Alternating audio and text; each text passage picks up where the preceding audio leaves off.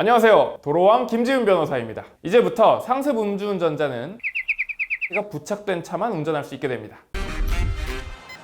지난 6일 아주 중요한 도로교통법 개정안이 국회 본회의를 통과했습니다. 이제부터 상습 음주운전자는 음주운전 방지 장치가 부착된 차만 운전할 수 있게 됩니다. 첫째, 어떤 것이 바뀌었을까요? 도로교통법 제80조의 2가 신설되었습니다. 음주운전 또는 음주 측정 거부죄로 처벌받은 사람이 그 위반일부터 5년 내에 다시 음주운전이나 측정 거부죄를 저지르면 면허가 취소된 뒤 다시 면허를 딸 때 음주운전 방지 장치 부착 조건부 운전면허를 받아야 합니다. 그리고 장치를 부착한 차를 경찰에 등록하고 정기검사도 받아야 합니다. 5년 내에 2회 음주운전자부터 이 조항이 적용되는 것입니다. 둘째, 음주운전 방지 장치란 뭘까요? 차 시동을 걸기 전에 호흡 측정을 해서 알코올이 검출되지 않아야 차 시동이 걸리는 장치를 말합니다. 셋째, 방지 장치 부착 기간은 얼마나 될까요? 80조의 이 제2항에 따르면 운전면허 결격기간 종료일 다음 날부터 다시 그 결격기간만큼 부착해야 한다고 합니다. 음주운전으로 면허가 취소되면 결격기간이 1년에서 5년까지 참 다양한데요. 예를 들어 초범이 음주운전을 하다가 적발돼서 면허가 1년 취소되었다고 합시다. 이 사람이 다시 음주운전을 하다가 적발되면 이번에는 결격기간이 2년이거든요. 그러면 당연히 2년 동안은 운전을 못하고요. 그 2년이 끝난다고 하더라도 이제는 일반 운전면허가 아니라 조건부 운전면허를 받아서 음주운전 방지 장치가 부착된 차량만 운전할 수 있다는 것입니다. 넷째로,